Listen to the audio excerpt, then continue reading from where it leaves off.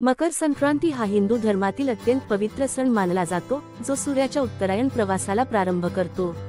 या दिवशी तीळ, गूळ, वाण आणि शुभ वस्तू दान करणे शुभ मानले जाते। मात्र काही गोष्टी या दिवशी दान किंवा वाण स्वरूपात देणे निषिद्ध मानले जाते। या गोष्टींचा आपल्या जीवनावर नकारात्मक परिणाम होऊ शकतो। खाली अशाच काही गोष्टींचा सविस्तर आढावा घेतला आहे। 1. लोखंड किंवा लोखंडी वस्तू। मकर संक्रांतीला लोखंडी वस्तू देण्याचे टाळा। याला धार्मिक दृष्टिकोनातून अशुभ मानले जाते। लोखंडी वस्तू दान केल्याने घरातील सकारात्मक ऊर्जा कमी होते आणि अडचणी वाढतात असे मानले जाते। 2. तेल आणि तेलकट पदार्थ।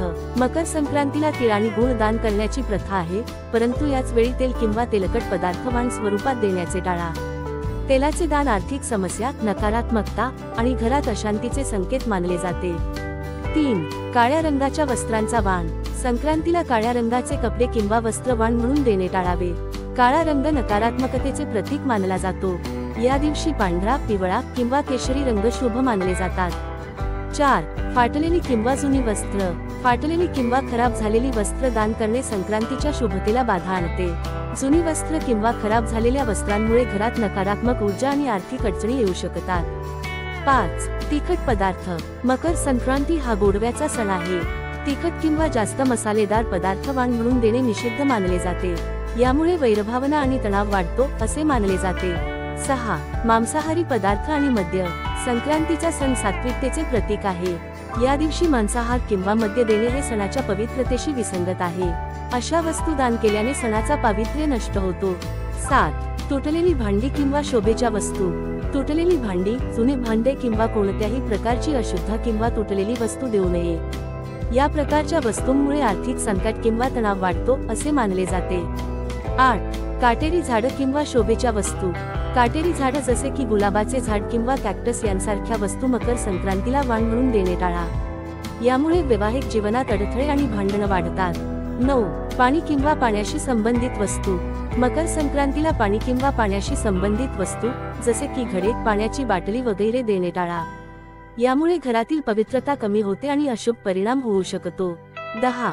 चामड्याच्या वस्तू। मकर संक्रांतीच्या दिवशी चामड्याच्या वस्तू वाण म्हणून देणे निषिद्ध मानले जाते।